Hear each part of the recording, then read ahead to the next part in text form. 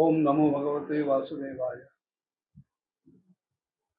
ऋषभदेवांचा थोरला मुलगा ज्येष्ठ पुत्र राजा भरत, जो त्यांच्यासारखाच पराक्रमी होता, ज्याच्यामुळे या अजनाभ वर्षाला भारतवर्ष हे नाव प्राप्त झालं, तो भरत राजा एका यःकश्चित हरणाच्या पिल्लाच्या आसक्तीत अडकला. त्याचं लालन पालन करायला लागला, इतकं की त्याच्यावरून भरत राजांना चैन पडत नसे. आणि शेवटी आयुष्याच्या शेवटच्या क्षणी सुद्धा त्या मृगाबद्दलचीच वासना असल्यामुळे मृगयोनी प्राप्त झाली. पण अलीकडे जे काही तप केलेलं होतं, जे भगवतभक्ती केलेली होती, त्याचा प्रभाव म्हणून मृगयोनीत जाऊन सुद्धा पूर्वजन्माचं स्मरण झालं होतं. आणि तिथेच त्याने ठरवलं की आता ह्या पुढचा जो काही जन्म मिळेल त्या जन्मात कुठल्याही प्रकारे प्रतिसाद किंवा प्रतिक्रिया द्यायची नाही. विज्ञानाच्या पुस्तकात एक सूत्र असं आलेलं होतं, जडाची व्याख्या काय? स्थिर वस्तू स्थिर राहते, चल स्थिर गतीने पुढे जाते, बाह्य प्रेरक जोवरी न स्थिती पालटत ज्यात घडत. चेतनामध्ये काही स्वेच्छेनं हालचाल करण्याचं स्वातंत्र्य असतं, पण जडामध्ये तशी कुठलीही हालचाल संभवत नाही. भरतांनी अंगिरा कुळातल्या ब्राह्मणाच्या पोटी जन्म घेऊन, अगदी वेदशास्त्र संपन्न असलेल्या ब्राह्मणाच्या घरात जन्म घेऊन सुद्धा एखाद्या जडासारखं राहायचं ठरवलं, आणि म्हणून त्यांना जड भरत असं नाव प्राप्त झालं. पावसाळ्यात वेदाध्ययनाला या मुलासाठी आपण सुरुवात करू असा वडिलांच्या मनात बेत होता. म्हणून तत्पूर्वी वसंत आणि ग्रीष्म ऋतूतल्या चैत्र, वैशाख, ज्येष्ठ, आषाढ या 4 महिन्यांमध्ये नाना प्रकारे शिकवून सुद्धा जडभरतांची गाडी व्याहृती आणि शिरोमंत्र प्रणव किंवा याच्यासह त्रिपदा गायत्री इथपर्यंत सुद्धा पोचली नाही. एकूण त्यांचं ते वर्तन बघितलं, आचरण बघितलं, आणि आपण धरीत असलेला आग्रह अस्थानी आहे हे कळत असून सुद्धा वडील जडभरतांना शौच, वेदाध्ययन, व्रत, नियम, त्याचप्रमाणे गुरु, अग्नीची सेवा इत्यादी ब्रह्मचर्यासाठी आवश्यक असलेल्या अनेक गोष्टींचं शिक्षण देत होते, नियमांचं शिक्षण देत होते. पण जडभरतांच्या मध्ये, देहामध्ये, मनामध्ये, बुद्धीमध्ये कुठल्याही प्रकारचा यत्किंचितही परिणाम दिसला नाही, अंतर दिसलं नाही आचरणामध्ये. आणि शेवटी निराश झाले. बरं, या सगळ्या उपद्व्यापामध्ये आपलं जे नित्यनैमित्तिक कर्म होतं किंवा भगवंताची आराधना, त्याची भक्ती, हे जे काम होतं हे सुद्धा बाजूला पडलं, आणि अत्यंत हताश आणि निराश होऊन काळाच्या अधीन झाले. आणि त्यांची जी दुसरी पत्नी होती, धाकटी पत्नी होती, तिने त्यांच्याबरोबर सहगमन केलं. ह्यांच्या पश्चात पहिल्या पत्नीचे जे 9 मुलगे होते, यांनी बघितलं की हा जडभरत कुठल्याही प्रकारे शिकवण्याच्या पात्रतेचा नाही. बरं, ते सगळे कर्मकांडामध्ये, कर्ममार्गामध्ये निष्ठा असणारे होते. परब्रह्माचं ज्ञान, ब्रह्मज्ञान, अध्यात्म या गोष्टींचा दूरान्वयानं सुद्धा त्यांच्याशी संबंध नव्हता. आणि म्हणून जडभरतांची आंतरिक स्थिती न कळल्यामुळं ते त्याला शुद्ध दगडासारखं वागवायला लागले. किंवा लिहिण्या शिकवण्याचा तर प्रश्न सोडूनच गेला, पण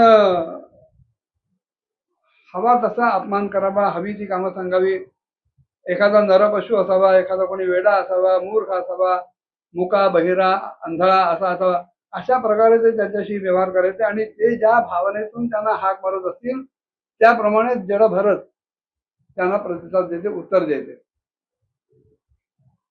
स्वतःहून काही हालचाल करायची नाही.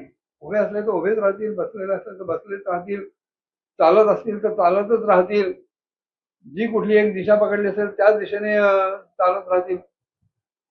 दुसरा कोणीतरी बाहेरचा जोपर्यंत वेगळी प्रेरणा देत नाही, जोपर्यंत वेगळी दिशा देत नाही, तोपर्यंत या जडभरतांनी कुठलाही स्वतःच्या मर्जीनं, बुद्धीनं, विचारानं काही करायचं नाही असं ठरवलं होतं. आणि एखादा वेठबिगारी जसा असावा, मजूर असावा किंवा भिकारी असावा, अशा प्रकारे ते राहायचे. आणि समोर जे मिळेल ते अन्न, कधी ताजं, कधी उष्ट, कधी शिळं, कधी अपवित्र, कधी पवित्र, कुठल्याही प्रकारे जिभेचे चोचले हा प्रकार त्यांच्या ठिकाणी नव्हता. जे मिळेल ते खायचं, पडेल ते काम करायचं. आणि आंतरिक स्थिती जी परब्रह्म ज्ञानानं भरलेली होती, त्या परब्रह्म ज्ञानामध्ये, त्या ज्ञानानंदाच्या भरामध्ये ती स्थिती सुटू न देता जसं राहता येईल तसं ते राहत असत. कुठल्याही प्रकारची शीतोष्ण, मानापमान, सुख दुःख अशी कुठल्याही प्रकारची द्वंद्व त्यांच्या आतपर्यंत पोहोचत नव्हती. कारण मुळात देहाभिमान ही गोष्ट त्यांच्या ठिकाणी संभवत नव्हती.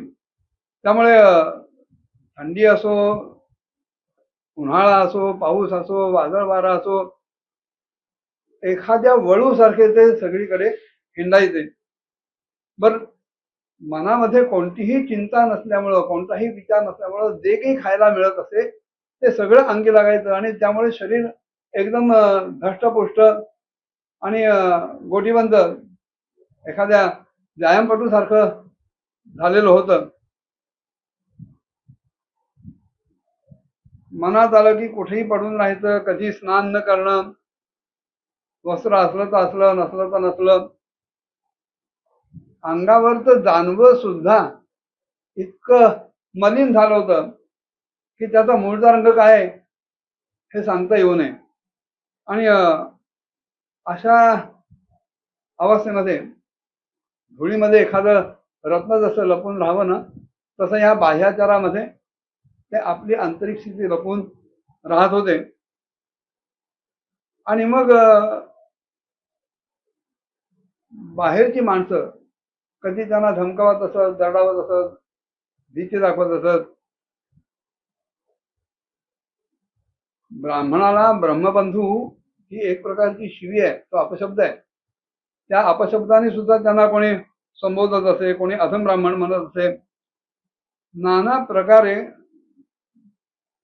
त्यांना जेवढा त्रास देता येईल, जडभरतांचा जेवढा छळ करता येईल तेवढं सगळं करून झालं.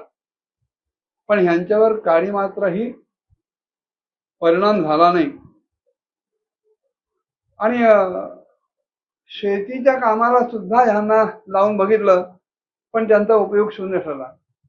कारण जरी नांगराला झुंपलं एखाद्या रेड्याच्या किंवा बैलाच्या जागेवर, तरी ह्यांचं लक्ष सदैव परब्रह्माकडे लागलेलं असल्यामुळे आपल्या पायाखाली काय आहे, खड्डा आहे, काटा आहे, दगड आहे, धोंड्या आहेत, माती आहे, ह्याचा विचार नसल्यामुळं ते उंच सकल जमिनीवर समान तऱ्हेने चालत होते. शेवटी ह्या सगळ्या भावंडांनी बघितलं की हा माणसाचा आपल्या दैनंदिन जीवनात काही उपयोग नाही. तेव्हा त्यांनी त्यांना आपल्या घरातून हाकलून दिलं. माणसं ज्याचा कुठलाही उपयोग नाही त्याच्याशी कसं वागतात ह्याचं एक स्वामी अखंडानंद सरस्वतींनी एका महात्म्याच्या संदर्भातलं उदाहरण दिलंय. ते काय होतं पुढच्या भागात बघूया. ओम नमो भगवते वासुदेवाय.